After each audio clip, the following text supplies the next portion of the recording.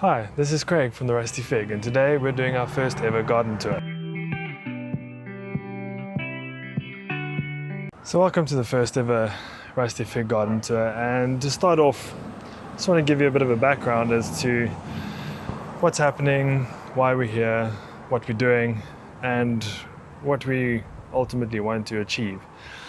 So the garden tour is basically a beginning of what's hopefully something great. It's a new property that we've been in for about 6 months. When we got here, it was just a blank canvas of sand.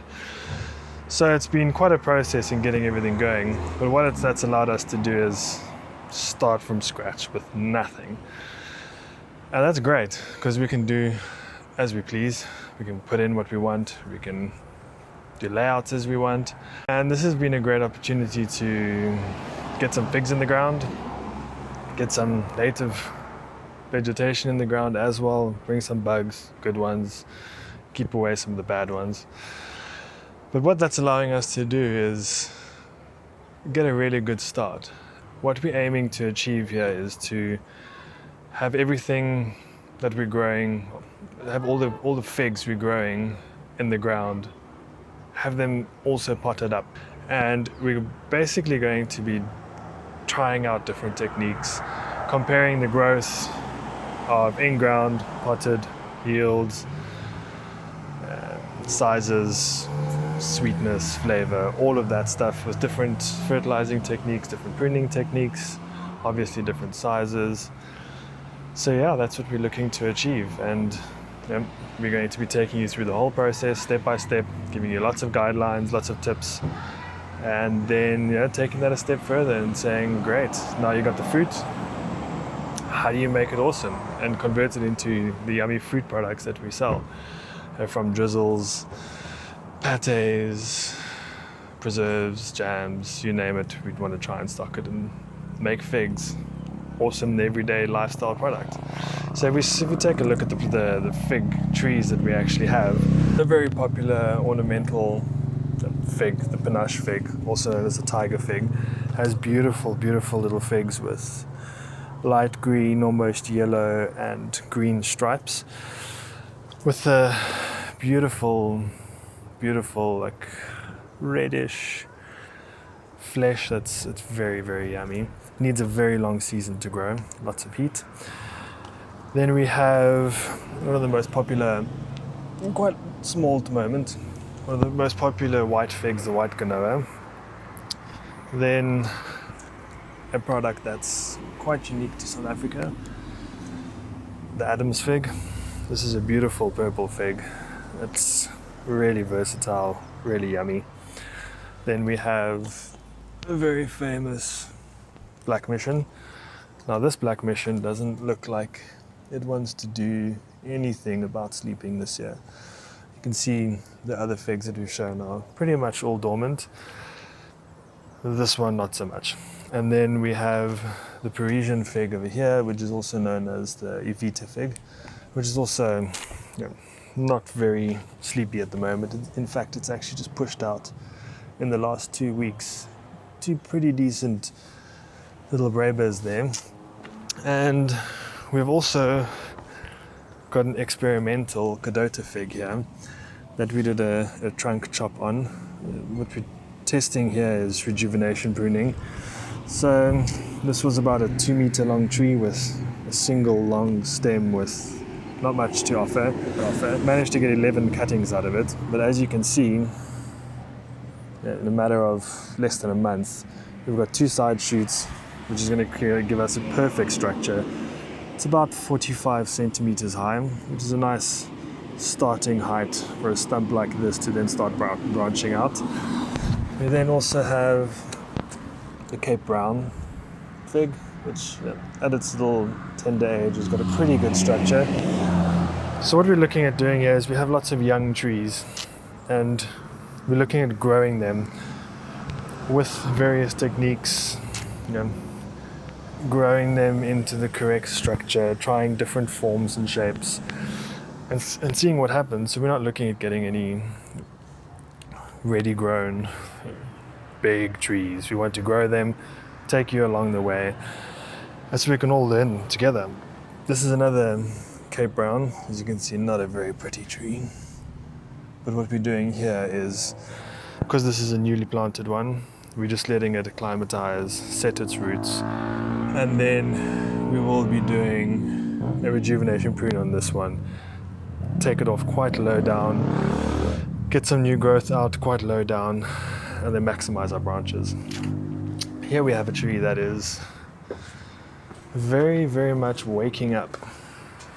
It's got a beautiful, beautiful new leaf. If you see in the background there, it's already got its first little braber that's busy waking up. And if we can get this to focus, you can see all over the braber crop busy developing. This is the Dauphine, also commonly known as the, I am not French, so excuse my French, the Avignon Fig, which bears a very, very heavy braber crop. It's also one of those that if you don't have the fig wasp, well, you will only get one crop, which is the braber crop, as it needs the fig wasp to pollinate the main crop. So we're really excited about that one, considering it's already starting to put out some pretty good growth. Then we have down here, a very different part of the garden, quite a small little green fig, just labeled as green, so we'll see what comes out. We'll try and identify it. Once the fruits come out, we can taste it, we can see it, and we've got a bit more of an idea in terms of the leaf structure. Here we have another black mission, quite small, but you can see some leftover figs. We're in the middle of winter, 4th of July, so the fact that those little figlets are still there, it's a bit confused and still just acclimatizing. One thing that is important to remember about figs in the Western Cape is, because we're in a temperate climate, we don't really get much cold. So the fig trees here tend to either not go fully dormant, as some have, but then some of them wake up really early and have a very, very short dormancy, like you could see on that Dauphine. And here we can see, once again, a perfect example of that, of some are completely awake, that never went to sleep, and some that went to sleep in the middle of winter, but they're already busy waking up. So here, like we said earlier, we're busy doing in-ground and potted versions. So there's the tiger fig, the Panache, starting to wake up. We've got a Cape White. We've got a Cape White in the ground as well, we just didn't get to that. And here's one that we don't have in the ground yet, but we are getting in, the Ronde de Bordeaux, which is apparently an amazing, amazing fig, so we are super excited about that one. And we've got a nice little cutting of the Persian Cape Evita, and then another green labeled fig. But this one is going to be interesting. If you look at the leaf structure, yeah, we're going to have to wait and see what comes of this one. It's going to be interesting to see the fig that's produced. So then if we move over to our temporary propagation station, where there's a lot going on at the moment, we have some indoor plants. We have some bonsai that we're busy playing around with, some beautiful indoor ficuses. They're just an absolute pleasure to deal with. But then, more importantly, we have all of our figs. Like you can see, we've been on a bit of an experimental mission over winter, taken quite a few cuttings. And you can see, if we go along here, some cuttings have taken already, coming out in leaf. As I said, we're in the middle of winter. So the fact that they're already waking up as dormant cuttings are pretty good. We'll be taking you along the journey of these cuttings every step of the way, through transplanting, cutting, fertilizing, all of that, so that you can learn how to look after the youngest of little fig trees and then get them to where you want them, but also how to take your own cuttings and make more. So there's quite a wide variety down here.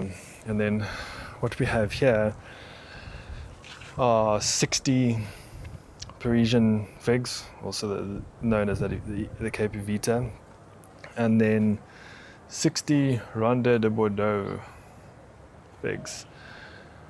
I'm expecting the 60 Ronde de Bordeaux to go pretty quickly. What we've also done as part of the experiment, which we'll keep you updated with, is potted some of them up into these Jiffy plants, Jiffy pots, which are completely recyclable, eco-friendly.